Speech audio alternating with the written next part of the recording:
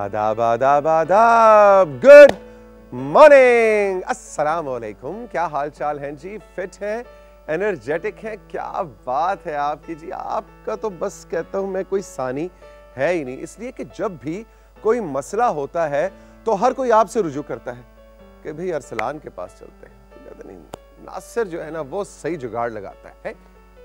क्या लगाता है?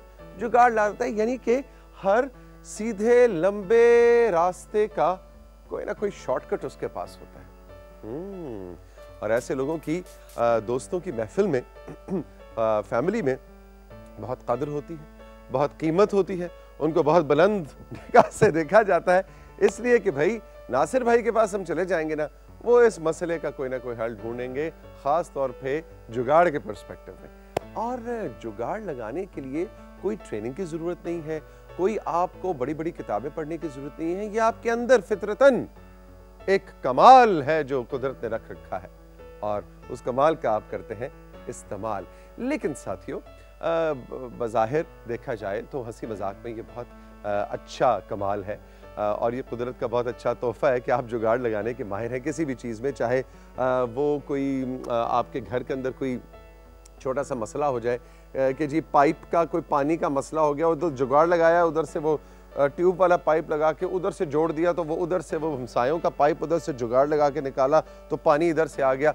इस तरह के काम भी हो सकते हैं और भी ज़िंदगी के मुख्तलिफ मसाइल में जुगाड़ लगाना एक हुनर है।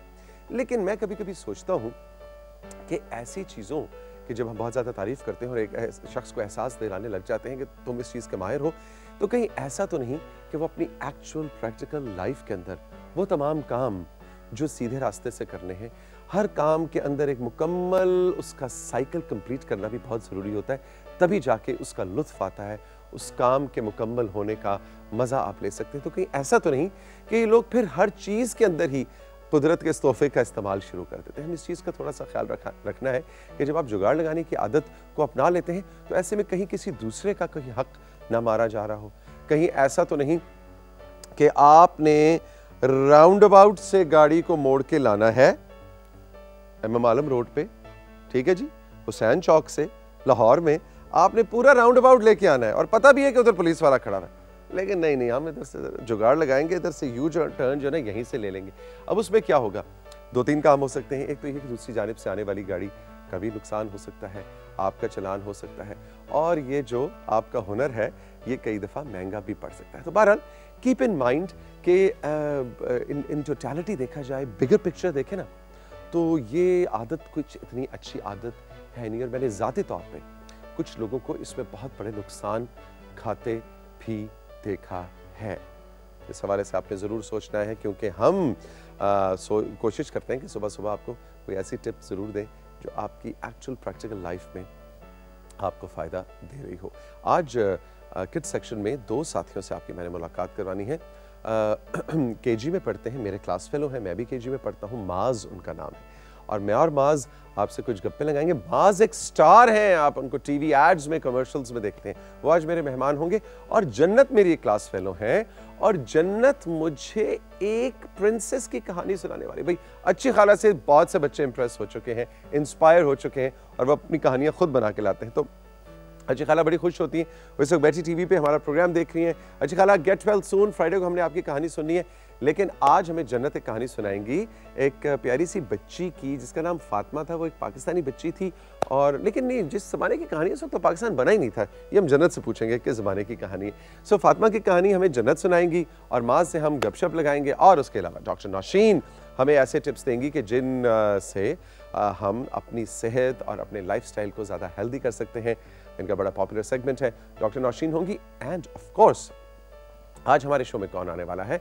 आज हमारे शो में पाकिस्तान की सबसे सीनियर टीवी एंकर, गैस मैं नाम नहीं बताऊंगा, देखें किसको याद है, वो आ रही हैं और आज हम उनसे तफसीली उनकी लाइफ, उनकी हिस्ट्री, उनकी स्ट्रगल्स, ये जो हंसता मुस्कुराता हर वक्त एक चेहरा हमें नजर आता रहता है टीवी पे, लेकिन इसके पीछे भी बहुत सी काविशें, बहुत सी स्ट्रगल्स, बहुत सी दुश्वारियां होंगी।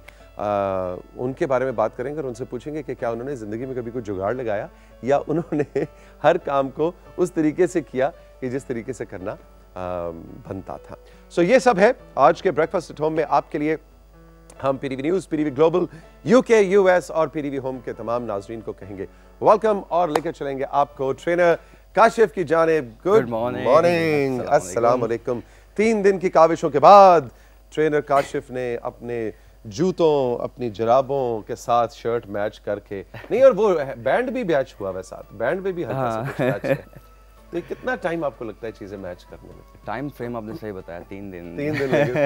अच्छा जी, आज तो क्या है आज हमारे पास जो हमारा न्यूट्रिशन के हवाले से, लेवल चेक करने के हवाले से, न्यूट्रिशन फैक्ट्स के हवाले से, उसके बारे में बात करेंगे। कुछ नई ट्रेनिंग की टेक्निक्स के बारे में बताऊंगा, साथ उसकी वर्जिश करके बताऊंगा और कुछ सवालात लेंगे अगर हमारे पास वक्त हुआ तो। इन 3 चीजों में से शायद कुछ 2 चीजों का आपको इंतखाब करना होगा। एग्जैक्टली। तो अब हम किससे शुरू कर रहे हैं? जो आप कहें। मेरा ख्याल है हम एक्चुअल एक्सरसाइज से शुरू करते हैं। अच्छा, जो हमारी टेक्निक है बेसिकली ग्रोथ की, सबसे इंपॉर्टेंट है कि हम 6 से 8 रेपिटेशंस में फंसे रहते हैं और हमारी बॉडी जो है उसके बाद प्लेटो हिट करते हैं। ठीक है। नॉर्मली देखा जाए तो लोग 6 to 8 रेपिटेशंस करते हैं। जो आज की हमारी टेक्निक है उसमें हम लोग सिंपल सेट के बाद हम सुपर सेट्स के बारे में बताऊंगा मैं आपको, जॉइंट सेट्स के बारे में बताऊंगा और उसके बाद ड्रॉप सेट के बारे में मैं आपको बताऊंगा। सबसे पहले मैं बताता हूँ आपको, शुरू करते हैं। सबसे पहले वो लोग जो आज हमें देख रहे हैं पहली दफ़ा, उन लोगों के लिए पहले बता दूं कि रेपिटेशंस क्या होती हैं और सेट क्या होता है। रेपिटेशन क्या होती है कि मिसाल के तौर पे आप बाइसेप कर्ल्स लगा रहे हैं, सबकी फेवरेट है इसलिए इसी से बता रहा हूँ, सबसे आसान है। स्टैंडिंग पोजीशन में आएंगे, ये है बाइसेप कर्ल्स।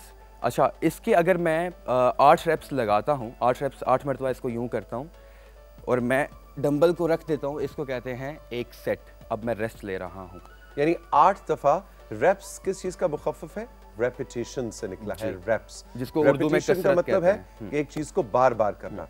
तो 1 2 2 3 3 एक चीज को आप रिपीट करते, एक ही अमल को आप रिपीट करते जा रहे हैं, उसको हमने कह दिया रेप्स। और उसको जब 8 दफा किया तो ये बन गया एक सेट। सिंपल जी। उसके बाद आपने रेस्ट लेना है, जो भी आपकी ट्रेनिंग के मुताबिक, आपके शेड्यूल के मुताबिक। इसको कहते हैं नॉर्मल सेट। अब हम बात करते हैं सुपर सेट की तरफ चलते हैं। सुपर सेट क्या होता है दोस्तों? सुपर सेट क्या होता है कि अगेन शुरू करते हैं bicep curls, double bicep curl में कर रहा हूँ ये। इसके मैंने 6 to 8 रेप्स किए। ठीक है। और अब मैंने रेस्ट नहीं लिया, रुका हूँ मैं यहाँ पे, एक डंबल ड्रॉप किया, अदर मसल ग्रुप ऐड कर दिया, tricep extension without any rest. अच्छा, वो भी 8 दफा किया। ये भी 8 दफा, 8 दफा इधर, 8 दफा इधर। इसको सुपर सेट में बेसिकली 2 से 3 एक्सरसाइजेज हो सकते हैं तौफीक भाई। अभी मैंने 2 का डेमोन्स्ट्रेशन दिया, एक बाइसेप और एक ट्राइसेप, लेकिन इन बिटवीन कोई रेस्ट नहीं लेना। ओके। सुपर सेट उसको कहते हैं। और इसमें मसल ग्रुप की बात की जाए तो मसल ग्रुप कितने ऐड हो सकते हैं? आप एक ही मसल के, मिसाल के तौर पे एक ही मसल के सुपर सेट कर सकते हैं। ये किया, साथ ही रोटेट किया, हैमर कर्ल्स कर दिया। ये एक ही मसल हमारा ट्रेन हो रहा है जो कि बाइसेप है। या आपके 2 मसल, जैसे मैंने बताया पहले, बाइसेप कर्ल्स करके और ट्राइसेप एक्सटेंशन किया, 2 मसल ग्रुप्स ऐड कर सकते हैं, यानी कि 3 भी आप ऐड कर सकते हैं, 3 एक्सरसाइजेस भी ऐड कर सकते हैं। ये हमारा हो गया नॉर्मल सेट, सुपर सेट। अब चलते हैं हम जॉइंट सेट की तरफ। ये बेसिकली सुपर इंटेंस ट्रेनिंग की टेक्निक्स हैं हमारी। जो लोग ग्रोथ, जिनकी ग्रोथ रुकी हुई है, ग्रोथ क्यों रुकी हुई है? अगेन आप वॉक करते हैं, जॉग करते हैं, your body need a shock. ठीक है। आपको शॉक की ज़रूरत है। आप इस तरह की वेरिएशंस, एंगल ड्रॉप करके, एंगल ऐड करके और drop set, joint set, super set add करके अपनी ग्रोथ को नेक्स्ट लेवल तक लेके जाते हैं। तो जॉइंट सेट की तरफ हम चलते हैं। हम स्टार्ट करते हैं इस मरतबा चेस्ट प्रेसेस से। इसमें जॉइंट सेट में क्या हो सकता है जी? अगेन बता दूं आपको, एक ही मसल की 4 एक्सरसाइजेस हो सकती हैं, back to back to back to back without any rest. या आपकी बॉडी पार्ट के 4 हिस्से हो सकते हैं। मैं बताता हूँ आपको 4 different muscle groups. Chest press किया हमने, 6 to 8 रेप्स किए इसके।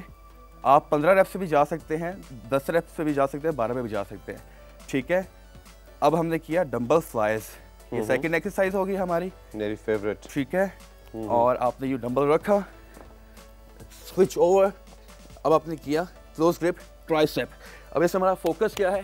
ट्राइसेप पे। Okay, so close grip, diamond position. Third exercise, let's move on to 4th one, which is shoulder presses without any rest. ठीक है, all the way up, all the way down, 90 degrees angle, squeeze and stretch. ये हमारी giant set है। Basically हो क्या रहा है, आप जो पूरा दिन न्यूट्रिशन खाते हैं वो कोई भी है, blood carries all the amino acids. तो जो अमीनो एसिड्स हैं वो हमारे ब्लड के जरिए हमारे मसल फाइबर में सप्लाई हो रहे हैं। ठीक है, ये हम फोर्स कर रहे हैं, अपने मसल टिश्यूज को डैमेज कर रहे हैं, फाइबर्स को तोड़ रहे हैं। मसल में ब्लड सप्लाई हो रहा है मैक्सिमम ग्रोथ के लिए, ताकि जितना टूटेंगे उतना फिर बनेंगे, उतनी अच्छी ग्रोथ होगी। एग्जैक्टली। अब हम चलते हैं ड्रॉप सेट की जानिब। ड्रॉप सेट की टेक्निक आपने हमेशा यूज़ करनी है। मैं आपको अपने वर्कआउट के दौरान बताता हूँ कि आपने 3 सेट्स करने हैं, 4 सेट्स करने हैं, ठीक है। और हर सेट के जो 4 आपने करने हैं उसके आखिर में ड्रॉप सेट करना है। मिसाल के तौर पे मैंने जो आपको बाइसेप कर्ल्स के बारे में बताया है, इसके अगर आपको मैं कहता हूँ अपने 3 सेट्स करने हैं, तो 2 सेट्स आप नॉर्मल करेंगे 8 रेप्स, लेकिन ड्रॉप सेट आपने तीसरा करना है। ड्रॉप सेट क्या होगा, बेसिकली आपने बाइसेप कर्ल्स 8 रेप्स किए, ठीक है, ये तीसरा वेट ड्रॉप किया राइट अवे, वेट ड्रॉप करके और ये वेट को चेंज कर दिया, वेट ड्रॉप एकदम कर से दिया। कम पे आ गया। हाँ जी, लेकिन रेस्ट नहीं लेना। सेकंड ड्रॉप और थर्ड ड्रॉप हो सकता है अगर आपके पास वेट नहीं है, खाली हाथ से करना। Exactly, squeeze contraction all the way up. यानी मुराद ये है कि All the way आपने down. अपने जिस्म को शॉक देना है। बॉडी बड़ी चालाक होती है, बॉडी क्या करती है उसको पता है, हा काशिफ बड़ा ट्रेनर बना फिरता है, मुझे पता है अब ये इसने 8 दफा ये किया है, सेट लगाया, अगला भी 8 लगाएगा। आप एकदम बॉडी को शॉक कर दें, उसको 6 कर दें या 10 कर दें या बगैर वेट के कर दें, ताकि अंदर तोड़ फोड़ हो, सेल्स जो है घूमे फिरें, वो कुछ काम करें। वो इस तरह नहीं कि बस बैठे हुए और पता है जी पहला सेगमेंट तो होना ही एक्सरसाइज का है, दूसरा होना ही बच्चों का है। नहीं, किसी दिन अचानक डॉक्टर नौशीन से प्रोग्राम को शुरू कर दें, किसी दिन अचानक किसी दिन बच्चों का सेगमेंट करें ही ना, ताकि वो एक सरप्राइज एलिमेंट आपकी बॉडी को भी मिलता है। अपने वर्कआउट में super set, joint set, drop set की टेक्निक्स को जरूर ऐड करें अगर आप अपनी बॉडी को ट्रांसफॉर्म करना चाहते हैं, नेक्स्ट लेवल पे लेके जाना चाहते हैं। ग्रेट, बहुत ही एक्सटेंसिव किस्म की आज एक्सरसाइजेज थी, और यहाँ बताते चलें कि आज ये पूरा वीक जो है काशिफ बहुत बेसिक किस्म की एक्सरसाइजेज आपको नहीं करा रहे। जो प्रॉपर जिम गोअर्स हैं, ख़वातीन और हजरात जो प्रॉपर वेट्स के साथ ट्रेनिंग करते हैं, उनके लिए बहुत अच्छे से फरमाइश आ रही थी कि हमें कुछ चीज़ें बताएं। So thank you very much Kashif. Unfortunately हमारे पास बाकी दोनों चीज़ों का टाइम नहीं है कि है जी एक क्विक सा हम वो न्यूट्रिशन बाइंग जो है उसको हम कर सकते हैं। अच्छा जी, अब सिलसिला ये कि कल के प्रोग्राम में आपको याद होगा कि काशिफ ने हमें बताया था कि जब आप कोई चीज़ खरीदने जाते हैं तो कैसे उसकी बैक पे आप देख सकते हैं न्यूट्रिशन वैल्यू, कैसे देख सकते हैं कि इसमें क्या है, ये क्या चीज़ हम खरीद रहे हैं, कोई भी प्रोडक्ट पैकेज्ड या ड्राइड फूड। तो उसका कुछ तफसीली तरीका आपको हम बताने लगे। हाँ जी, स्क्रीन पे दिखाइए, बताइए जी ये क्या है। जी, इसमें मैं आपको बताता हूँ कि एक साइड पे हमारे जो हैं गुड है और एक साइड पे बैड है, यानी कि हेल्दी है और एक साइड पे अनहेल्दी है। सबसे पहले करते हैं मेरे लेफ्ट पे, जिसकी 190 कैलोरीज आपको बड़ा बड़ा नजर आ रहा होगा। जी जी, सबसे टॉप से चलते हैं। इसकी 19 सर्विंग्स हैं पर कंटेनर, यानी कि एक कोई बॉक्स है किसी प्रोडक्ट का, इसको 19 दफ़ा इस्तेमाल किया जा सकता है, ठीक है। और इसका सर्विंग साइज है हाफ कप, जिसके अंदर 48 ग्राम कोई भी चीज़ आप यूज़ करेंगे, मिसाल के तौर पे दलिया है, कुछ भी है, ठीक है। अब इसकी टोटल कैलोरीज हैं वो 190 हैं, ठीक है। अब इसकी टोटल फैट की बात करते हैं। टोटल फैट 4 ग्राम्स है इसमें, सैचुरेटेड फैट 1 ग्राम्स है, ट्रांस फैट 0 है जो कि गुड है, आपको 0 चाहिए, कोलेस्ट्रॉल 0 है जो कि गुड है, नहीं चाहिए आपको, सोडियम 0 है, बिल्कुल परफेक्ट, नहीं चाहिए आपको, टोटल कार्बोहाइड्रेट्स 33 ग्राम्स है, परफेक्ट चाहिए आपको, डेयरी फाइबर 5 ग्राम्स, जबरदस्त चाहिए आपको। कहाँ पे लिखा हुआ होगा? ये इधर ही लिखा हुआ है, प्रोडक्ट के पीछे लिखा होगा। हाँ जी, लेबल पे। ये जो लेबल आपके मेरे लेफ्ट पे है जिसके 190 कैलोरीज हैं, ये परफेक्ट एक चीज़ है, बिल्कुल 100% जो आपको न्यूट्रिएंट्स चाहिए किसी प्रोडक्ट में, rich in fibre, in vitamins. जी, और इसके जो राइट साइड पे है, अब आप कंपैरिजन देखें, इसमें ट्रांस फैट 3.5 ग्राम्स जो कि बैन है इंटरनेशनली। ट्रांस फैट यूज ही नहीं करनी, आपकी सेहत के लिए बिल्कुल ठीक नहीं, आपके हार्ट के लिए, ब्लड प्रेशर के मसाइल, हार्ट अटैक हो सकता है। लेकिन ये जो जिसने भी प्रोडक्ट बनाई होगी जी, वो तो बड़े सच्चे लोग हैं कि कम से कम बता तो रहे हैं कि हमने ये चाय पाया है। एग्जैक्टली बता रहे हैं, और हमारी जो गवर्नमेंट है वो भी इस चीज़ को प्रॉपर देख रही है कि कौन सी चीज़ मार्केट में किस तरह से फरोख्त की जा रही है। अच्छा, इसमें हमारे पास टोटल फैट है 17 grams, saturated fat 7 grams, that's a lot, ये अंडे की जर्दी में भी पाई जाती है और जो आपको चाहिए काफ़ी हद तक, लेकिन आप पिछली अगर लेफ्ट वाली जिसमें 190 कैलोरीज हैं उसमें देखो 1 ग्राम से अगर कंपैरिजन करें सैचुरेटेड फैट, तो आपको उस वैल्यू के हिसाब से, उस कंटेनर के हिसाब से, उस सर्विंग के हिसाब से आपको उतनी चाहिए। बिल्कुल ठीक है। Thank you very much Kashif. The point is कि ये शायद आपको बहुत ज़्यादा ये टेक्निकल लग रहा हो और हो सकता है मुझे इस पूरी स्लाइड की कंपैरिजन का कुछ भी समझ नहीं आया लेकिन आपको दिखाने का मकसद ये है कि इस तरह की चीज़ों में इंटरेस्ट डेवलप करें। शायद एक दफ़ा फौरी तौर पे स्लाइड देखने से आपको कुछ समझ नहीं आएगा, ये क्या, ये टिक क्या था और ये क्रॉस क्या था और ये गुड फैट क्या है और बैड फैट क्या है। लेकिन काशिफ का मकसद आज आपको ये दिखाने का ये था कि आप इन चीज़ों में इंटरेस्ट लें। जब आप कोई प्रोडक्ट ख़रीद रहे हैं उसकी बैक पे देखें उस पर क्या इंग्रेडिएंट्स हैं, उन इंग्रेडिएंट्स को जाके सर्च करें।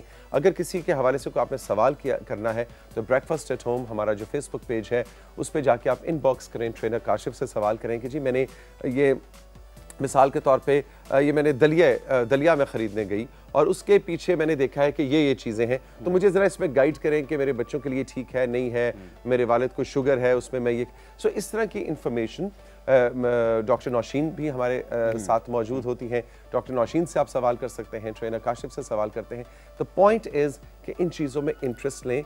आप जो खा रहे हैं आपको पता होना चाहिए कि आप क्या खा रहे हैं। एक बात ये जुमले में ख़त्म हो जाती है कि जब आप वो दलिया परचेज करेंगे या करेंगी, आप बकाया पैसे लेंगी ना, उसका ख्याल होगा। तो जो आप परचेज कर रहे हैं उसको देखें, उसको पढ़ें। Very good trainer Kashif, thank you very much. तो बकाया पैसे हमें याद होते हैं लेकिन हम जो खरीद रहे हैं उसमें है क्या वो भी हमें पता होना चाहिए। हम चल के लेंगे एक छोटा सा मशहूरियां ब्रेक के बाद जन्नत और माज मेरे साथ हैं, दोनों मेरे क्लास फेलोज, और आज बड़े मजे का इंटरेस्टिंग सेशन हमने आपके लिए प्लान किया है।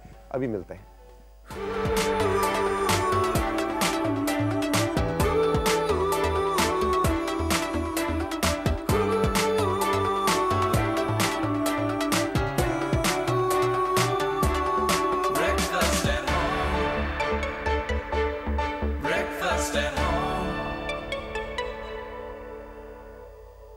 ब्रेकफास्ट एट होम के सेट्स पे आज हमारे साथ दो मेहमान मौजूद हैं। एक तो हमारे स्टार मेहमान हैं जिनका नाम है माज। अस्सलाम वालेकुम माज, क्या हाल है? ठीक है, माज से भी हम गप लगाएंगे जी। माज क्या प्रोफेशन है माज का जी? माज एड्स में काम करते हैं ना, आपने इनको बहुत से एड्स में देखा होगा, इस वाले से भी हम इनसे गप लगाएंगे। और हमारे साथ मौजूद हैं जन्नत। अस्सलाम वालेकुम जन्नत। वालेकुम सलाम। जन्नत, जनाब इतनी इम्प्रेस हुई हैं अच्छी खाला की कहानियों से कि आज ये हमारे लिए अपनी बहुत सी डॉल्स भी लेके आई हैं और उनका डॉल्स की कहानी भी है। ठीक है जी, वो कहानी भी हम सुनेंगे, लेकिन पहले हम चाहेंगे कि जरा कट करें ना कैमरा 4 और डॉल्स दिखाएं जन्नत की इतनी सारी प्यारी प्यारी।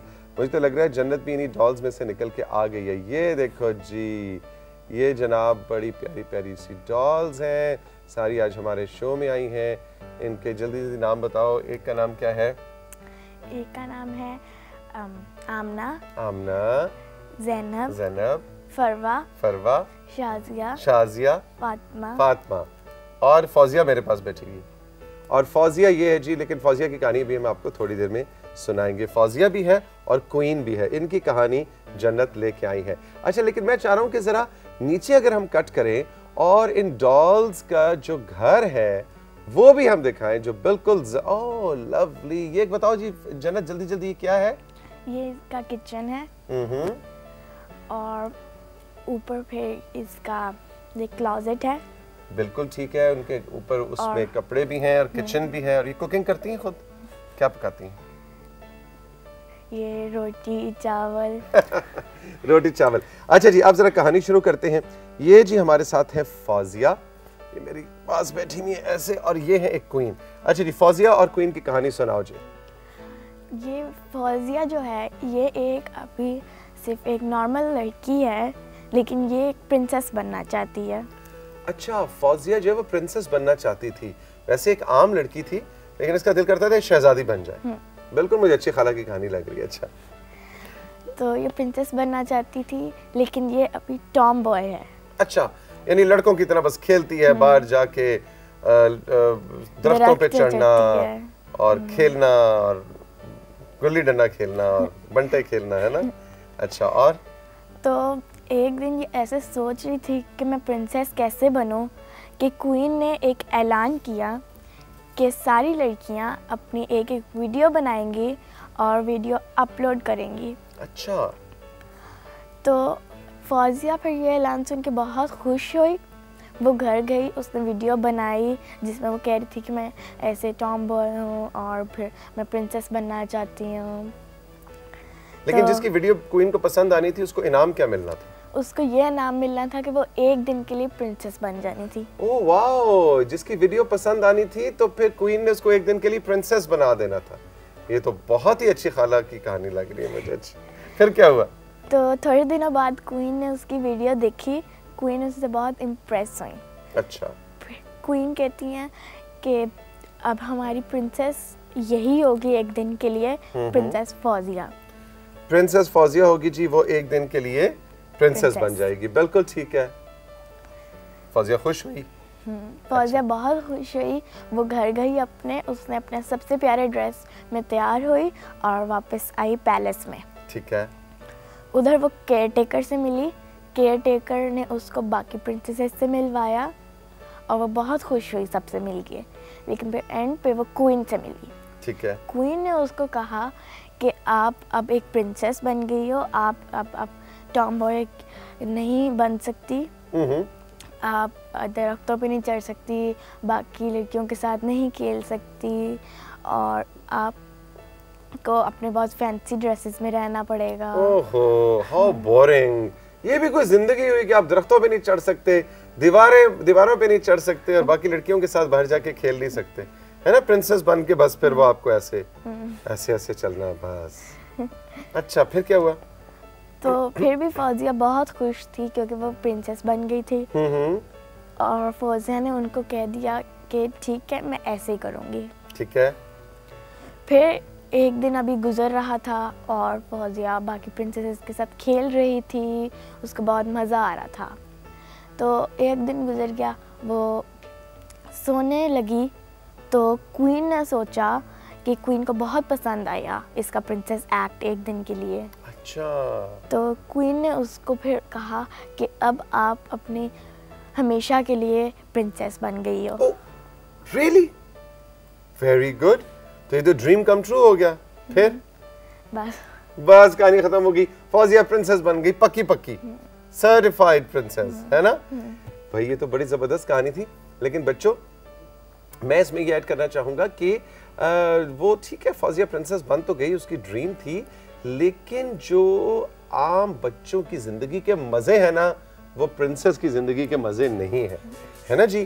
क्योंकि जो हम बच्चे आम गली में, पार्क्स में, घरों में, घर की छत पे जाके मजे करते हैं, जो खेल खेलते हैं, वो शायद एक प्रिंसेस या प्रिंस की जिंदगी में नहीं होते। तो आपको नेचर ने, अल्लाह ताला ने जो जिस जगह भी पैदा किया है, आपको जो भी वसाइल दिए हैं, आपकी जो भी जिंदगी है, उसी से आपने बेस्ट निकालना है और उसी को एंजॉय करना है। अगर आप एक गांव में पैदा हुए हैं, इस वक्त किसी गांव में हमारा प्रोग्राम देख रहे हैं, तो वो ही बेहतरीन जगह है आपके लिए ग्रो करने के लिए, जिंदगी गुजारने के लिए, बड़े होने के लिए। अगर आप किसी बड़े से शहर में पैदा हुए तो वो आपके लिए बेहतरीन जगह है। अगर आप किसी पहाड़ी इलाके में हैं, सर्द इलाके में हैं, तो वो आपके लिए बेहतरीन जगह है। अगर आप किसी साहिली इलाके में हैं या रेगिस्तान में हैं या मैदानी इलाके में हैं, तो वो आपके लिए बेहतरीन जगह है। तो नेचर ने ना कुछ सोच के तमाम इंसानों को मुख्तलिफ जगहों पे पैदा किया है। So try to get best out of your own environment. तो उस जगह को आपने एंजॉय करना है। लेकिन we wish Fauzia very good luck कि फौजिया प्रिंसेस बन गई है। वेरी गुड जन्नत, बहुत मजा आया आपकी कहानी सुन के। और अब जनाब हम बात करेंगे माज से। माज, ये बताओ कि कौन सी किस तरह की एड्स में आपने काम किया? एक था, कौन सा वाला? मरीम नाशपाती और एक बनास्पति का ऐड था और आर्मी, एक आर्मी का ISPR का ऐड था और ISPR का ऐड भी था। ISPR का ऐड भी था। अच्छा, उसमें मजा आया था? BNW का भी था। अच्छा, तो आपके ऐड में और कौन कौन था? वो एक अंकल थे बड़े मशहूर से, उनका नाम क्या है? माज अंकल। हाँ, माज अंकल भी थे। वो माज अंकल के गाने में आपने किया था। यस, उनका नाम भी माज है। लेकिन वो जो एक और ऐड था जिसमें पाकिस्तान के मशहूर एक एक्टर है, uncle Javed Shaikh. Javed Shaikh, very good, जवाब दुरुस्त हुआ। फाइनली जावेद शेख का नाम माज को याद आ गया, जो आपके दादा अबू बने थे उसमें, है ना। अच्छा माज, ये बताओ कि आपके पास कोई पेट्स हैं? बच कोई जानवर हैं? कोई बिल्ली, कोई कुत्ता, कोई डॉग रखा हुआ है आपने? डॉग रखा है। डॉग रखा हुआ, क्या नाम है उसका? डेजी। डेजी। ये बॉय है या गर्ल डॉग? गर्ल। गर्ल है। और डेजी के साथ आप खेलते हैं?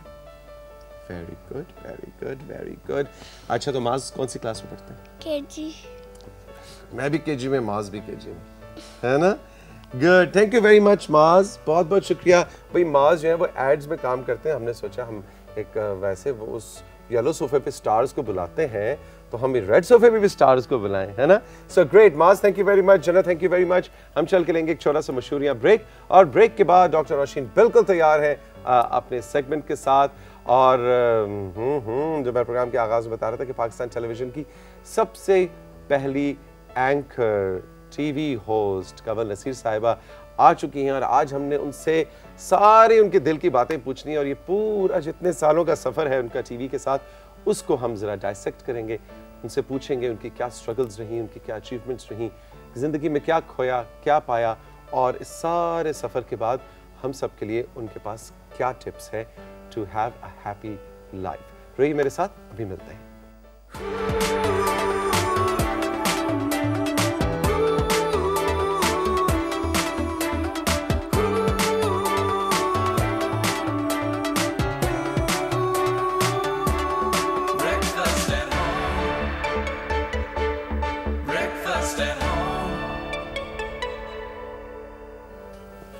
Breakfast at home, PTV home, PTV news, PTV global, UK, US के तमाम नाज़रीन इस वक्त हमारे साथ मौजूद हैं।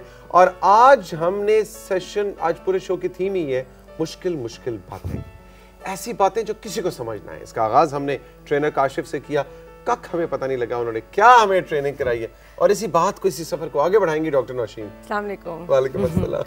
ठीक है, लेकिन इजी कर लेते हैं थोड़ा सा, कर लेते हैं। नहीं, पहले तो ये बताइए बात मैं क्यों कह रहा हूँ, इसलिए क्योंकि जो टॉपिक मैंने पूछा डॉक्टर नौशीन से, वो अंग्रेजी मेरे ऊपर से गुजर गई। क्या था जी? टॉपिक है जी polycystic ovaries, diet in polycystic ovaries. So what is polycystic ovary? ठीक है, एक्चुअली क्या है कि ये आज पूरा हमारा जो फोकस है, ये आज सारा फीमेल और लेडीज का इशू है।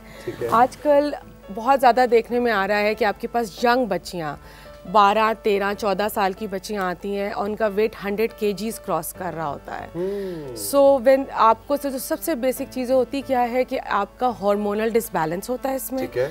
और जैसे फीमेल्स हैं तो इसमें होता क्या है कि आपके मेल हार्मोन्स बढ़ जाते हैं। I will make it very precise और क्लियर कि आपका हार्मोनल डिसबैलेंस है, इसमें कुछ और नहीं है। ठीक है। और हार्मोनल डिसबैलेंस किस वजह से हो रहा होता है कि आपकी जो इंसुलिन रेजिस्टेंस है, और आपके ओवरीज में क्या होता है कि सिस्ट बन जाती हैं। ठीक है, और उससे वो हार्मोन्स जो है डिसबैलेंस होना शुरू हो जाते हैं, एंड्रोजेंस प्रोड्यूस होना शुरू हो जाते हैं। होता क्या है कि इसमें आपको वेट गेन हो रहा होता है अनएक्सप्लेन्ड, आपका फेशियल हेयर होता है, क्योंकि ख़वातीन का नहीं होता facial hair, but they start developing facial hair.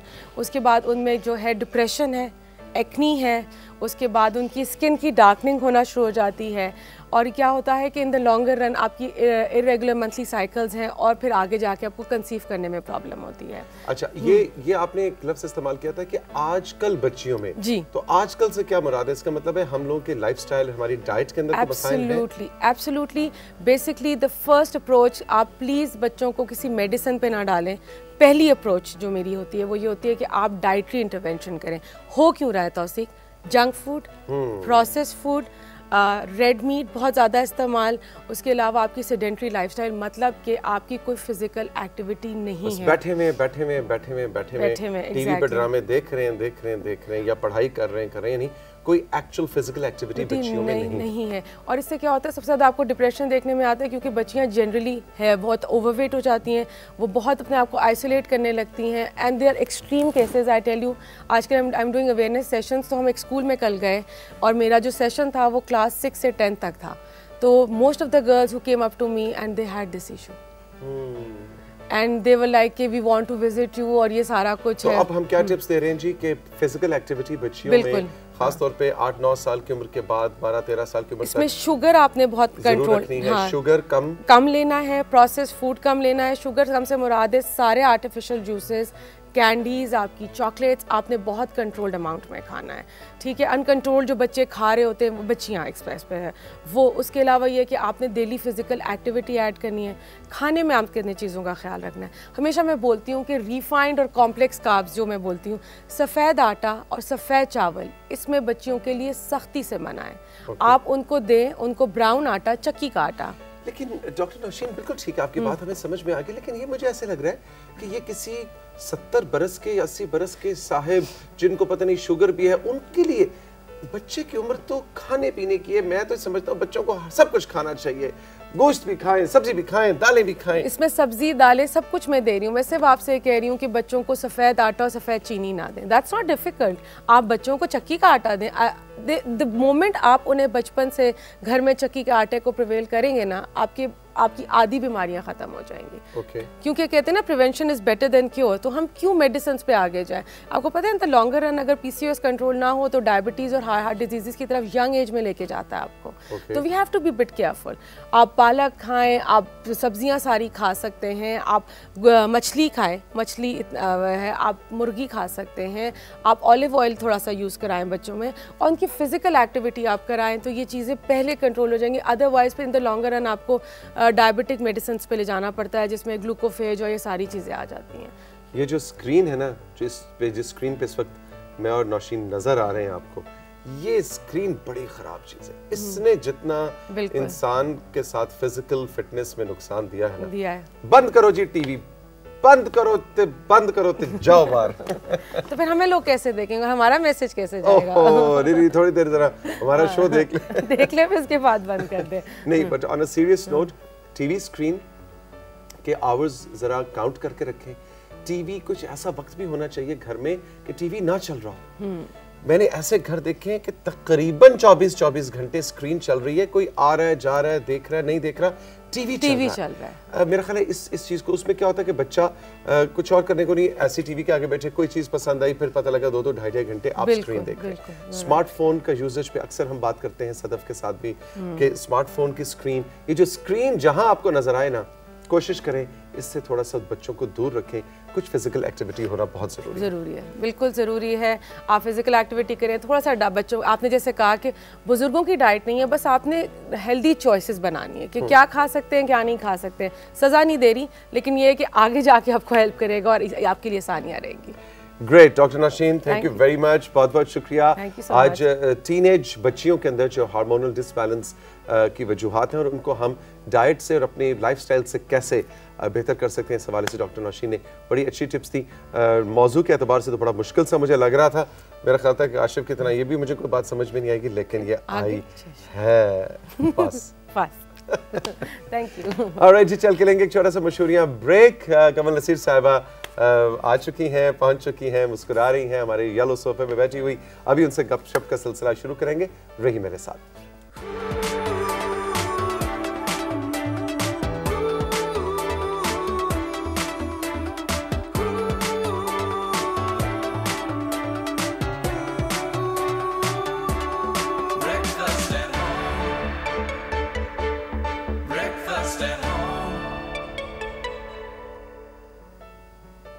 Breakfast at home के सेट्स पे आज जो शख्सियत हमारे साथ मौजूद हैं, 1964 26 नवंबर में को जब पाकिस्तान में टेलीविज़न का आगाज़ हुआ तो जो चेहरा स्क्रीन पे देखा गया वो कमल नसीर साहिबा। आदाब, गुड मॉर्निंग। गुड मॉर्निंग, अस्सलाम वालेकुम। बहुत लंबा सा सफ़र है, क्या ये वाकई लगता है लंबा था या लगता है पलक झपकते में गुजर गया?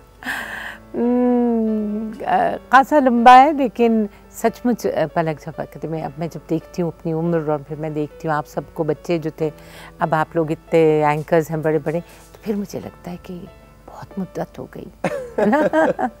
अच्छा, एक चीज़ मुझे बताइए कि आप की जो शख्सियत है, आपके चलने का अंदाज, आपकी बॉडी लैंग्वेज, आपकी गुफ्तगू का अंदाज, the way you carry yourself, एक बहुत बाएतमाद, एक बहुत ही स्ट्रॉन्ग, एक बहुत ही मजबूत खातून का, लेकिन एक दिन आपके घर खाने पे बैठे बैठे आपने अपने दिल की एक बात मुझे की थी और मैंने सोचा वहीं से आगाज करूं। क्या? आपने कहा था तौसीक विच्चों मैं बहुत डरपोक हां। सच का बहुत। मैं तो इब्तिदा में तो क्राउड को देख के, मेरा आम सोशल क्राउड को देख के भी ना, तो देयर समथिंग यूं मुट्ठी में बंद हो जाती थी। मुझे लगता था क्या है, मैं क्या करूंगी, इतने सारे लोग हैं यहाँ। रियली तो ये इसका मतलब है ये फिर क्रिएट किया, ये ट्रेन किया अपने आप को इस तरह से? हाँ, बहादुर होना पड़ा, है ना, बहादुर होना पड़ा। इसलिए कि इब्तिदा आप देखिए ना तो एक लड़की और 24 मर्द, जिसमें से 17 तो जापानीज थे, चले मतलब थे तो वो भी सब लड़के, और अकेली में, और एक उम्र भी बहुत ही कम, 16 बरस। सो क्या चैलेंज थे आज की यंग लड़कियां जो बाहर निकलती हैं, काम के लिए जाती हैं, उनको 2-3 क्या टिप्स देंगी? How did you manage your being such a young teenage female in a very male dominated environment? हमें असातिज़ा बहुत अच्छे मिले हैं ना। असलम अज़हर साहब थे तो फजल कमाल थे, उनने मुझसे कहा कि क्योंकि जब अब इस तरह हम स्टूडियो में आते माशाल्लाह, अब तो ये हमारे बच्चे हैं, हमारे भाई हैं, उस ज़माने में लगता था सभी एक ही एज ग्रुप के थे, 22 साल 23 साल 24 साल के बच्चे थे। तो वो क्या असलम साहब ये कहते थे कि आप ये सोचें कि ये सब गमले हैं। तो मैं कहती थी क्यों? क्योंकि अगर आप सोचेंगे ये सब मर्द हैं और आपको देख रहे हैं, तो तुम सोचो कि देर ऑल यू नो वो हैं, गमले हैं, और आपने उसमें से बात करनी। ये जो इर्द गिर्द है इसको यहाँ से शटर डाउन कर लो और फोकस रखो कि भाई ये कैमरा है, ये आपका दोस्त है, इसके थ्रू लोग आपको देख रहे हैं, तो आप इससे प्यार कर लो, इससे दोस्ती कर लो कैमरे से। और अब तो गमले बहुत ज़्यादा हो गए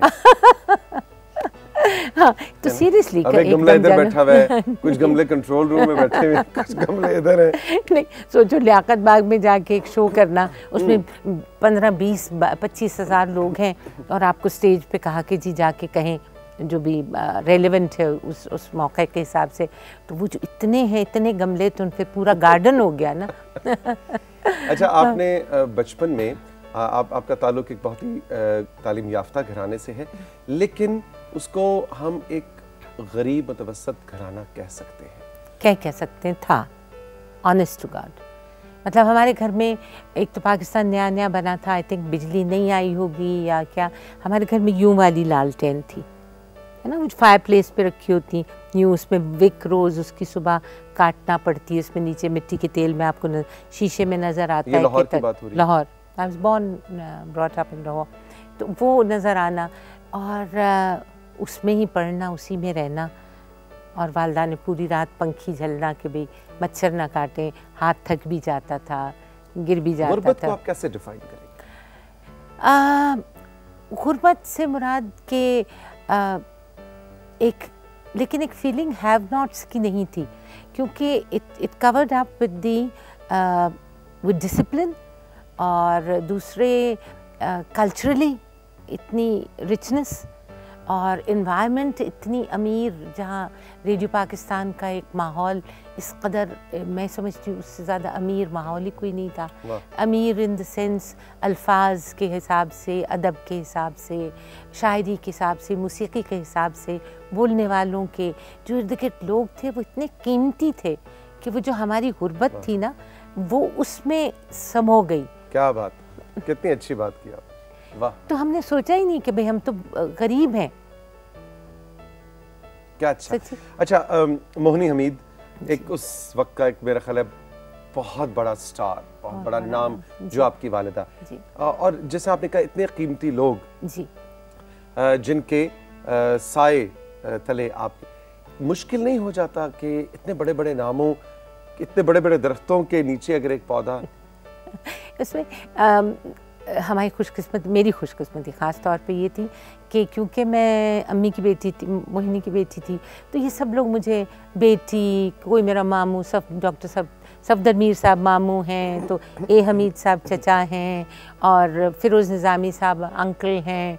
मतलब आप इस तरह करके अगर गिनी, सूफ़ी साहब, फैज़ साहब सामने हैं, मीज़ू मेरी बेस्ट फ्रेंड है, और सूफ़ी तबस्सुम साहब हर इतवार को आएंगे, बच्चों के प्रोग्राम, हम उनकी गोद में बैठेंगे। इरफान खूसट के वालिद सुल्तान खूसट वहाँ हैं, हमदानी साहब वहाँ हैं, हाँ कीमती तरीन रफ़ी पीर साहब वहाँ हैं, इम्तियाज़ अली ताज साहब वहाँ हैं। ऐसे माहौल में अपने फ़न को सामने लाना और मनवाना मुश्किल नहीं था? मेरे पास कोई फ़न है नहीं सच बताऊं, मतलब मैं इन सब की थोड़ी थोड़ी खुशबू, थोड़ी थोड़ी वो जो है ना वो लेके रंग वो हूँ मैं। तो पर्सनली तो मैं एक बहुत सीधा साधा और एक डरपोक सी औरत हूँ, मानोगे? नहीं अच्छा नहीं मान जाओ, मनन वाली गलत नहीं पर मान लेने। अच्छा मान लेने। अच्छा ये बताइए कि जो बचपन में एक बहुत वक्त के लिए आप को अपने वालिद की, बाप की शफ़क़त जो है वो नहीं मिली, क्या आप समझती हैं कि आज जब मुड़ के देखती हैं कोई आप फीलिंग, कोई चीज़ रह गई, कोई कमी महसूस करती हैं कि बाप नहीं था सर पे, तो होता तो शायद? मुझे कभी कभी ये ख्याल आता है कि डैडी वाज नॉट अराउंड, और वो आए जब मैं कुछ 7 बरस की हो गई भी थी। तो जब ये लोग, आम लोग, जो आम से मुराद है कि सभी लोग जैसे हम जैसे थे, उनके बच्चे या कोई मतलब कोई चपरासी का काम भी कर रहा है, वो साइकिल पे शाम को घर आते थे, तो ज़रूर कोई एक छोटा सा लिफाफा, किसी में अंगूर हैं, किसी में कोई समोसा है, किसी में अपने बच्चों के लिए ज़रूर लेके आते हैं, चाहे किसी भी इकोनॉमिक उससे हो। आजकल तो खैर बच्चे खुद ही खरीद लेते हैं, उनके पास बहुत होता है। तो मैं वो एडमायर किया करती थी, या एनवी तो नहीं कहूँगी, मैं एनवियस पर्सन नहीं हूँ, लेकिन मुझे होता था कि हाय उसके वालिद आए तो रश्क, हाँ कि ये उसके लिए कुछ लेके आए हैं। तो मेरी अम्मी तो रेडियो से आते भी उबले वंडे भी जेब में डाल लाती थी सर्दियों में क्योंकि सब कुछ लाइव था और मुझे बहुत वक्त उनके बगैर भी रहना पड़ता था। सारा वक्त तो मैं साथ नहीं जाती थी, लेकिन अगर ड्रामा हुआ और अगर सो गए छोटे से हम, तो बिल्कुल फैज़ साहब का घर सामने था, और आंटी एलिस मुनीज़ा की और सलीमा की वालदा फैज़ साहब की बेगम, वो कह देती थी अगर सैटरडे हो या कुछ कि चल छोड़ जाओ मोइनी, तो सुबह ले जाना, सुबह से आ जाएंगे, छोड़ दें। करीब तो थे हमारे घर भी, सबके बहुत करीब थे रेडियो पाकिस्तान से। ऐसे से बड़े लोग, मैं वैसे ये सोचती हूँ तौसीक के ये सब लोग उसी इलाके में क्यों रहते थे। आप देखिए ना, रेडियो पाकिस्तान शिमला पहाड़ी है ना, पुराना गवर्नमेंट हाउस का गेट है। इम्तियाज़ अली ताज साहब बिल्कुल साथ थे, जहाँ अब हमारा टीवी उसके सामने वाला घर था। आंटी जेरी सैयद का घर कोने पे था, है ना, आंटी जेरी सैयद का घर वहाँ था। बाकी सब ये लोग, नौलखा चर्च है अगर लाहौर को सब जानते हैं, तो वहाँ से रेडियो में आने वाली कौसर परवीन, आशा भोसले, शेख इकबाल, ये सब वहाँ से आते थे।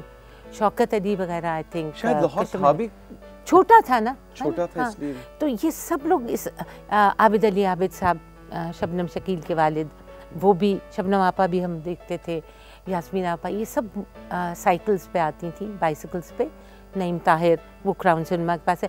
तो आप समझ लें कि कोई 2000 मीटर की जो वो थी ना, अब इर्द गिर्द, वो सब रेडियो में थे। अब जब आप लाहौर जाती हैं, क्या उन जगहों पे जाके, डेविस रोड पे मेरा स्कूल था, हाँ, क्या फील होता है आपका लाहौर? हाय बहुत गंदा कर दिया है ना, बहुत लोग, मतलब एक वो जो ट्रैफिक, शायद लोग ज़्यादा हैं अल्हम्दुलिल्लाह, तो उनके लेकिन वो जितना डिसिप्लिन के साथ, अब देखिए अशफाक साहब और बानो आंटी बस पे से उतरते थे, वो भी पैदल आते थे, है ना। सब लोग रेडियो पे पैदल आते, कोई टांगे पे आता था, कोई उस पे आता, लेकिन अब हर एक ने गाड़ी पे आना है। हाँ, अब हर एक ने कार पे आना है, और रेडियो पाकिस्तान हैं बढ़िया गड्डियाँ वो मुझे अभी तक वो नहीं है उसका कि बड़ी हो छोटी हो, as long as it takes you there, that's important, है ना। लेकिन आपका लाहौर जो है वो, हाँ, बहुत फैल गया, बहुत और समाज झमेले। कमल नसीर साहबा हमारे साथ मौजूद हैं, गुफ्तगू का सिलसिला जारी है। एक छोटा सा कमर्शियल ब्रेक, मशहूरिया ब्रेक, अभी मिलते हैं।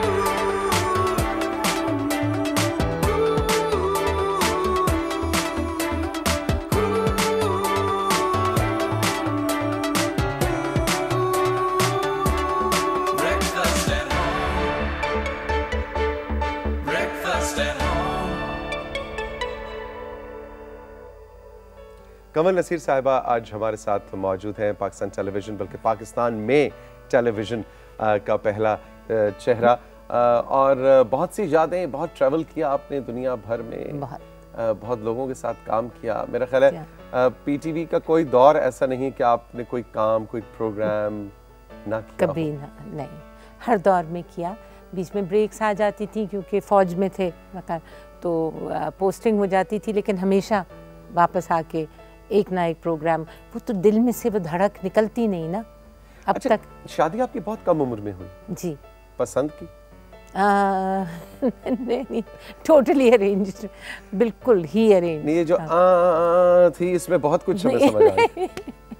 मतलब मैंने देखा हुआ था, आते थे टेलीविज़न पे, क्योंकि वो डॉक्टर अनवर सज्जाद के किसी प्ले में उनको हेल्प आउट कर रहे थे, फ़ौज से मुताल्लिक़ था, कप्तान थे। तो कप्तान थे उस वक्त। तो मुझे मालूम था कि कौन है, लेकिन कोई ऐसी मुझे मालूम था कि कौन है, लेकिन मुझे मालूम नहीं था कि कौन है। कौन है। आपकी उम्र क्या थी जब आपकी शादी?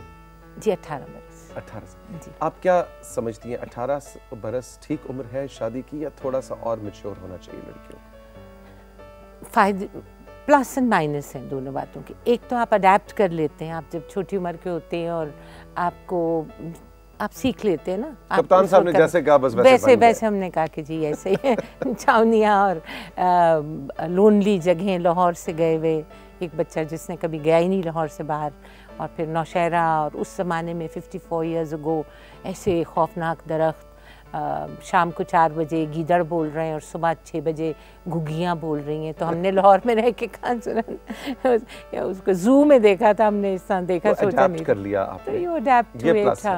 और माइनस क्या है? माइनस ये है कि आप उस वक्त थोड़े से अपने आप को भी पहचान आपकी शुरू हो रही होती है।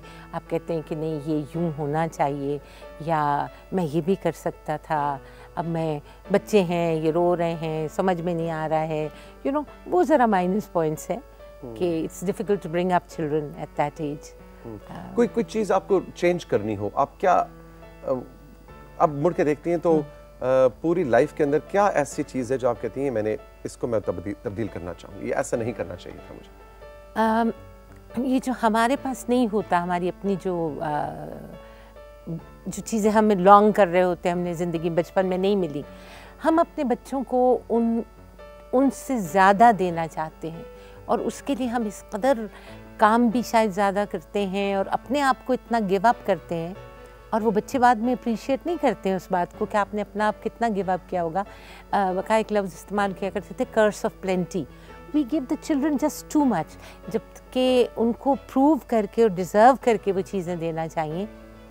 ये नहीं कि भाई ये हमारे पास नहीं था, ये भी इनको ले दो, ये वो हमारे पास नहीं था, इनको यही, और आप अपना आप उसमें अपने पे जल रहे हैं और उनको दिए चले जा रहे हैं। बच्चे का फ़ायदा हो रहा है या नहीं? नहीं, आई डोंट थिंक। बच्चे फिर समझते हैं, they take you for granted, वो समझते हैं कि भाई इन्होंने तो हमारे लिए लाना ही है, इनको तो हमें देना ही है, या जो चीज़ पे हाथ रखा आप ले लें।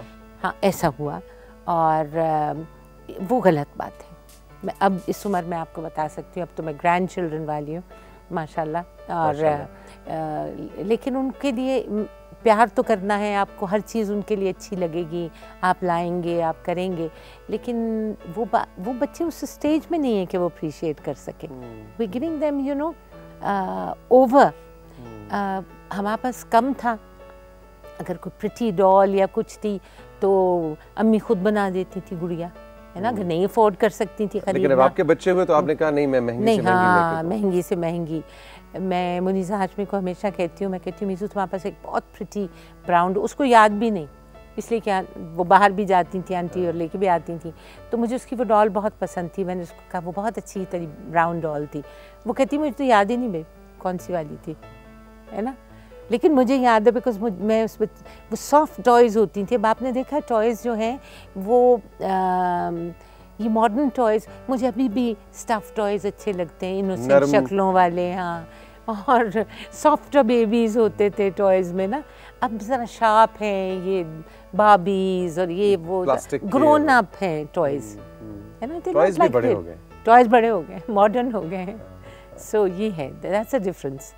वेरी वेरी इंटरेस्टिंग कि जो आपकी अपनी ज़िंदगी की कमियां हैं उनको इतना भी बच्चों में पूरा करने की कोशिश ना करें कि उनका बचपन भी ना रहे।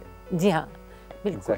अच्छा जी, कुछ तस्वीरें हमारे पास हैं कमल नसीर साहबा लेके आई हैं अपनी लाइफ में से, ये बताएं जी। रेडियो पाकिस्तान उस वक्त का देखे ना, रफ़ी पीर साहब हैं और मेरी वालदा हैं, और ये यूं वाला माइक्रोफोन बाद में आया, पहले हुक्के वाला होता था, वो ऊंचा नीचा नहीं होता था। तो अब देखे ना ये लोग ऐसे आइकॉन्स ये हैं। उस्मान पीरजादा साहब के, जी, सलमान के, उस्मान के वालिद हैं। जी हाँ, उनके वालिद हैं। और साथ में आपकी वालिदा है जी। मोहनी हमीद। ड्रामा इनके बगैर होता नहीं था, और पीर साहब का अपना लिखा हुआ ड्रामा होता तो कभी। अब ये देखिए, इसमें आपको सरवत अतीक भी दिखेगी, शुजात हाशमी भी दिखेंगे, अम्मी भी दिखेंगी, निशात अंजुम साहब प्रोड्यूसर थे, और मैं भी अब इतनी बड़ी हो गई थी कि अम्मी की बड़ी बहन बन सकूं। अच्छा अब अपनी अम्मी की बड़ी बहन भी बनी है रेडियो में? इसलिए कि वो उनकी आवाज़ बहुत खनकती भी थी और मेरी ज़रा बेस थी। तो गुलाम अली साहब के साथ ये हम दिल्ली गए थे, उनका वो कॉन्फ्रेंस होती है एक साल में, तो उस पे प्रागति मैदान में वो हर कंट्री को एक एक वो देते हैं प्लेटफॉर्म। और मैंने पहली दफ़ा देखा कि गुलाम अली बिल्कुल एक जैसे आजकल मॉडर्न लोगों को फ्रेंजी होती है ना, देख के चीखें, और हमें लिटरली इसको खींच खींच के लाना पड़ता था, और वो जब फैंस से बचा के, और वो अनाउंसमेंट इनकी यूं करते, खैर वहाँ तो मैं गई थी, वो कहते थे गालिब की गज़ल अपने अंदाज में, वो इस तरह अनाउंसमेंट करते थे। उनकी उर्दू बहुत गड़बड़ है। आपकी उर्दू की तो बड़ी वहाँ पे। तो उन्होंने मुझसे कहा, अलीगढ़ के कुछ स्टूडेंट्स थे, उन्होंने कहा आप हमारे साथ अलीगढ़ में हो रहा है, आप चलिए। हमारे पास तो वीज़ा ही दिल्ली तक का था, तो इसलिए कि वो यही कहते हैं गालिब की गज़ल और अपने अंदाज में। इंडिया के वैसे एक्सपीरियंस कैसा था, क्योंकि उस ज़माने में पीटीवी के ड्रामे और पीटीवी के प्रोग्राम्स की तो एक धाक थी। तौसीक, मैं आपको एक ऑनेस्ट टू गॉड बताऊं, जो कस्टम ऑफिसर थी ना दिल्ली एयरपोर्ट पे, उसने मुझे कहा कि उस ज़माने में वारिस चल रहा था और अनकही वगैरह का दौर था वो, तो वो कहने लगी कि मेरी तरक्की हो गई और मुझे कोई और शहर दिया गया, तो कहती मैंने अपनी तरक्की छोड़ दी, इसलिए कि मैंने कहा ये कहाँ से मैं देखूँगी। हाँ, बिल्कुल पीटीवी नहीं आएगा। ये लेवल था पाकिस्तान टेलीविज़न के ड्रामे का। और आम सड़क पे दुकानों में जाते हुए क्या जब उनको पता लगता था कि पाकिस्तान से आए, तो क्या रिएक्शन था आम आवाम का? बहुत अच्छा रिएक्शन था, दे वर वेरी फ्रेंडली। और दुकानों में आबिदा परवीन भी गई थी साथ मेरे, वो उनका पहला ट्रिप था, और तो उस वक्त तो उनको लोग नहीं पहचानते नहीं थे अभी, लेकिन गुलाम अली हमारे साथ जाते थे। उन बाज़ार में एक में हम शॉलें ख़रीदने गई, तो वो शॉल्स में वो खोलते हैं तो वो बुर उड़ता है ना, तो गुलाम अली ने कहा मैं बाहर ही रहूँगा क्योंकि मेरा गला बंद हो जाएगा, शाम में मुझे गाना है। तो वो जो भी दुकानदार थे, हमने काफ़ी सारी शॉलें ली, मेरी बेटियाँ भी थी, मतलब घर वापस लाना थी। तो वो साहब ने कहा कि नहीं, वो आपके साथ आए हैं, मैं पैसे नहीं लूँगा। गुलाम अली साहब की वजह से? जी, उसने कहा मैं पैसे नहीं लूँगा। हमने कहा फिर इसमें से कुछ वापस रख लीजिए, अब इतनी तो लूट हम नहीं लेके जा सकते। तो बहुत साख है। अच्छा जी, अगली तस्वीर हम दिखा रहे हैं, ये कौन है जी आपके साथ? खालिद हसन साहब थे, अल्लाह जन्नत नसीब करे। ऐसे हम लोग सखर और डस्के की जो ओपनिंग थी SRBC की, उस पे हम लोग गए हुए थे। ये उस वक्त he was very close friend. और ये देखें, वो 23 मार्च का मैं कहती हूँ ना, लियाकत बाग में बाहर शामियाने लगते थे। अब इसमें साथ कौन है, सरबत हैं, अता है, अता के ईसा खेलवी भी, मुझे अपने जी मेरे भाई आलमगीर हैं, और हमें और सबको बुलाया करते थे। तो हम लोग ये बाहर खुले में 23 मार्च का प्रोग्राम करते थे। ये सब लिबास में कौन थी? अच्छा, अब ये देखिए, सब न्यूज़ कास्टर्स हैं उस वक्त की। अर्जुमन शाहीन हैं, मीना परवेज़ हैं, जितना मुझे यहाँ से नज़र में आ रहा है, और आई थिंक और कौन है, दोनों बड़ी, हाँ वो है महापारा हैं। अच्छा, महापारा सफदर हैं। हाँ, तो ये उस वक्त के टेलीविज़न के जो न्यूज़ कास्टर्स थे, ये वो लोग हैं। ये मैं नईम के प्रोग्राम पे लास्ट गई थी, जो ये खबरनाक जब कर रहे थे ना, तो उस वक्त मैं पढ़ा रही थी प्रोड्यूसर्स को, तो I took all my producers, 30 producers to show them कि क्या। ये तो खैर मेरा PNC है, तो मेरा घर है, इसलिए ये हमने अभी जो कॉन्फ्रेंस हुई थी उस पे से है। अच्छा, ये थी जी कुछ तस्वीरें, कुछ यादें कमल आपा की। कमल नसीर साहब, ये बताइए कि अब का जो मीडिया है, आपको क्या चीज़, बड़ा क्लीशेड सा सवाल है, बड़ा टिपिकल सा सवाल है ये हर सीनियर आर्टिस्ट से किया जाता है, लेकिन मेरा ख्याल है आप सबसे ज्यादा मौजू हैं जिनसे सवाल करना चाहिए। बताइए कि अब ऐसी क्या तब्दीली आई है मीडिया में जो आप समझती हैं, वैसे तो चकाचौंध है इक्विपमेंट वाइज, ऑपरेशनली, प्रोग्रामेटिकली बहुत ग्रो किया माशाल्लाह पाकिस्तान की इंडस्ट्री ने, टेलीविजन इंडस्ट्री ने, मगर ऐसी कौन चीज है जो आप समझती हैं, कौन सी चीज है जो आप समझती हैं कि ठीक ना हुई? टुगेदरनेस, एक दूसरे का एहतराम, प्यार, उन्स, मुरव्वत नहीं मैं कहूँगी, भी बड़ा प्यार है, बड़ी प्यार में शादियां भी हो जाती हैं। वो वाले प्यार होते हैं जो आपस में का प्यार है, जैसे आपका मेरा प्यार है। आपको मैं अगर सालों नहीं देखूं, आपको मैं तरक्की करते हुए देखूं तो मैं खुश होती हूँ। मैं समीना अहमद के ड्रामे देखती हूँ, मैं कहती हूँ समीना मेरे, हम लोग सारी ज़िंदगी गुजारी है। खालिद अब्बास डार है, इरफान है, अंकल हमीद अख्तर की बेटी हैं जो बहुत से उसमें हैं प्लेज में दे रहा हूँ। अच्छा, मैं बुशरा को, इनको जब इनकी तरक्की देखती हूँ तो मैं घर बैठी खुश हो रही होती हूँ। मुझे आपके ख्याल में आजकल के मीडिया में ऐसा नहीं है कि दूसरे की तरक्की से, आई थिंक एक दूसरे की तरक्की से खुश नहीं होते, बल्कि देखिए ना, बनावट में और उसमें बहुत फ़र्क है। मुंह पे सब एक जैसे, मुनाफिकत बहुत है, मुनाफिकत है, फिर एटीट्यूड्स है। मेरे लिए मेरे ऑडियो वाले, मेरे मेकअप वाले, मेरे कैमरामैन उतने ही मोहतरम है मुझे जितने मेरे फैमिली मेम्बर्स हैं। मैं हमेशा आके स्टूडियो में पहले सलाम करती हूँ। ये सब मेरे बच्चे हैं, सब मुझसे छोटे हैं ऑफ कोर्स, लेकिन क्योंकि मैं समझती हूँ कि ये मेरी ज़िंदगी का हिस्सा है, ये इस ऑर्गेनाइजेशन का हिस्सा है, इसकी दीवारें हैं, इसकी लाइटें हैं, इसकी सब कुछ है। तो ये सब लोग हैं जो हैं, तो इनसे प्यार करना और अपने आप को समझना कुछ, वो तो बहुत ही गलत बात। आप समझती हैं ये अब चीज़ अब बहुत राइज हो हाँ, गई अब है। आके बैठ गए, हमने कहा हम तो स्टार हैं भाई, अब हम सबसे तो नहीं, स्टार का अल्लाह की मेहरबानी है, अगर उसने आपको दिया है तो उस पर खुश हो। कमल आपा हमारे साथ मौजूद हैं, एक छोटा सा मशहूरियाँ ब्रेक से हम वापस आएंगे तो गुफ्तगू का सिलसिला जारी रखेंगे। रहिए मेरे साथ।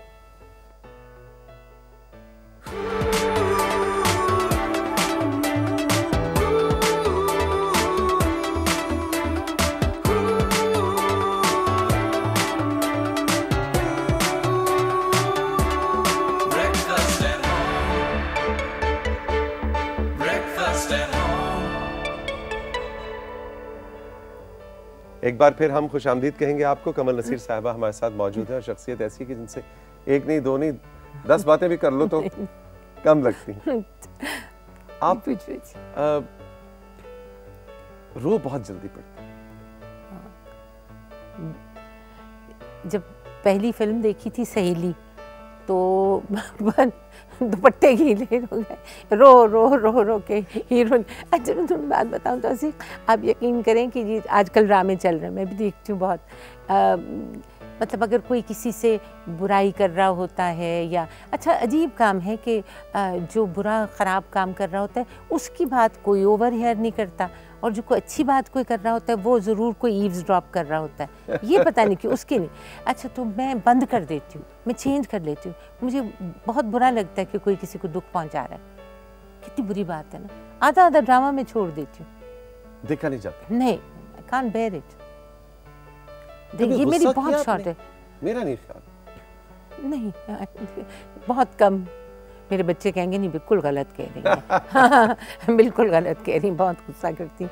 लेकिन मुझे 2 बातें बहुत बुरी लगती। एक, किसी का ये कहना कि है नहीं, अच्छा। मतलब जैसे कहना हमारा आटा है नहीं जी, या हो सचमुच नहीं होगा, आज तेल है नहीं जी, या बच्चे कहें कि जी कपड़े हैं नहीं।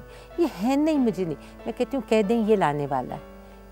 हाँ। ये पता नहीं कि ये मैं भी अपने बारे में अब सोचने लगी, क्योंकि मुझे बहुत बुरा लगता है कि कोई कहे कि जी है नहीं। वाह, क्यों है? आजकल के अपनी नेक्स्ट जनरेशन से क्या कहना है आपको, खास तौर पे अपने बच्चों से? वक्त नहीं देते, बिजी हैं। जैसे अभी वो बच्ची गई थी ना, कभी उसमें बिजी हैं, कभी शायद ज़िंदगी उनकी ऐसी है, टेलीफोन में बिजी हैं, मैसेज आना है, मैसेज करना है, मेरे बेटे को तो ट्वीट करना होता है, फलां करना होता है, ये है। लेकिन छोटियाँ भी, और फिर मुझे पता है कि खाना खाते वक्त ये टैब देखना अच्छा नहीं है, you know, it's not good for your health. फिर वो लोग समझते हैं खाना खाना है तो पहले सामने ये रखना है और फिर हमने खाना खाना है। इस किस्म की बातों पे मैं उलझती हूँ, वरना को खुदा न खास्ता ऐसी बड़ी बात नहीं है। ये है कि हमने अपना वक्त गुजार दिया। वो कहते हैं आपने इतनी फुल ज़िंदगी गुजारी, तो अब उनका वक्त है, उनकी ऐसी है, उनकी एक्सपोजर ज़्यादा है। मैं ज़रा घरेलू हूँ। ज़्यादा आती जाती नहीं आप? नहीं, सोशलाइज नहीं, बहुत कम? नहीं, बहुत कम, बहुत कम। किसी चीज़ का कोई खौफ? अंधेरा। अंधेरा? I can't stand. मैं खिड़कियाँ सुबह उठ के मैं बहुत जल्दी उठने वाला हूँ, उठ के मैं पर्दे खोलती हूँ, खिड़कियाँ खोलती हूँ, सर्दी हो गर्मी हो, आई ओपन अप।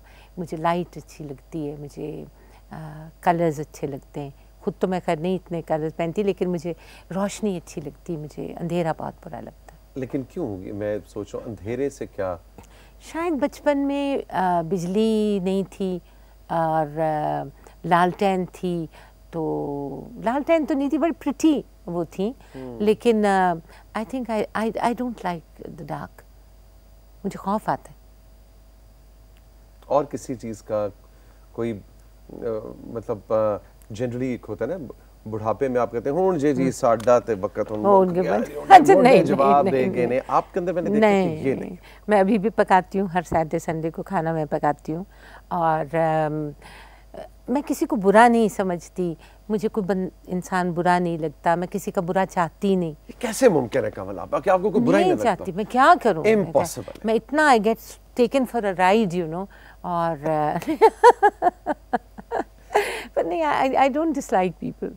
मैं फिर उनके लिए अगर उन्होंने मुझसे कोई बुराई की है तो मैं उनके लिए बहाने ढूंढती रहती हूँ कि शायद उसको ये वजह होगी, तो इसलिए उसने ऐसा कह दिया। पर ये अच्छा नहीं है, मत अपने में डालना ये अच्छा। नहीं बिल्कुल नहीं, नहीं, हाँ, अच्छा। पतन। अपने बिल्कुल आखिर में मैं आपसे पूछना चाहूँगा, आप हल्का सा जिक्र किया था कि बचपन में आप वालिद की उस प्यार और शफकत से दूर रहीं। अपने वालिद से कोई गिला आपको?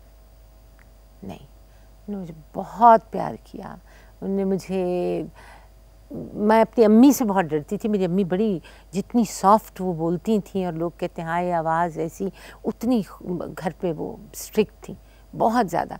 और मेरी डैडी से दोस्ती बहुत थी। अगर मुझे कोई चीज़ चाहिए थी, मैंने जैसे मैट्रिक में बहुत अच्छे नंबर्स लिए। लेकिन इतना अरसा आपकी ज़िंदगी में नहीं रही? हाँ, वो मजबूरी काम की। और मुझे वो एक तारिक ने तो टीवी पे कह भी दिया वो, और मुझे घड़ियाँ बहुत अच्छी लगती हैं। That's my only thing, I love watches. तो मेरे हर कमरे में भी घड़ी। पता ये क्या है? अच्छा, आपने जो बातें की तो मैं तो अपने बारे में अब जाके सोचूंगी कि ये क्या है, what are these things that I have. मैंने आपको हेल्प किया to try to find yourself. तो वो एक ना तिनकोनी सी घड़ी थी, तो मैं जाके देखी, मैंने कहा देखा आपने कहा था कि इतने नंबर्स आएंगे तो आई विल बाय यू। तो वो अम्मी ने कहा ये क्या है, ये कोई घड़ी है, इस शेप की होती है कोई तिनकोनी घड़ी। तो मैं ख़तों की जवाब पढ़ी थी, तो तारिक अजीज़ ने कहा आपको पता है कमल आज यूं यूं क्यों कर रही है? इसलिए कि इसने बर्फ़ी की किस्म की वो पहनी हुई है। So but my father went and bought it, मेरी अम्मा ने नहीं लेके दी। आखिर में मैं आपसे जानना चाहूँगा कि वो जो हम कहते हैं कि जी क्या कमाल की ज़िंदगी गुजारी, और क्या कमाल क्या होता है, और आप बड़े अच्छे अल्फाज में उसको डिफाइन करती हैं, इसलिए मैं चाहूँगा आप सब सुने। ख़िज़ां की रुत में गुलाब लहजा बना के रखना कमाल ये। वाह वाह वाह। ख़िज़ां की रुत में गुलाब लहजा बना के रखना कमाल ये है। हवा की जद में दिया जलाना, जला के रखना कमाल ये है। लहजे में आजिज़ी से अदब की लज्जत, दुआ की खुशबू बसा के रखना कमाल ये है। बहुत खूब कमल आपा, थैंक यू वेरी मच। बहुत शुक्रिया, बहुत थैंक यू सो मच। हमेशा की तरह आपसे हमेशा मिलके एक बहुत ही मुस्बत, एक बहुत पॉजिटिव ऑरा है आपके इर्द गिर्द, जिसको मैं बहुत उसका लुत्फ उठाता हूँ। थैंक यू सो मच, बहुत मेहरबानी। हम आपसे चाहेंगे अब इजाज़त, ज़िंदगी ने दी इजाज़त, तो फिर मुलाकात होगी। अपना बहुत सा ख्याल रखिएगा। खुदा हाफिज़।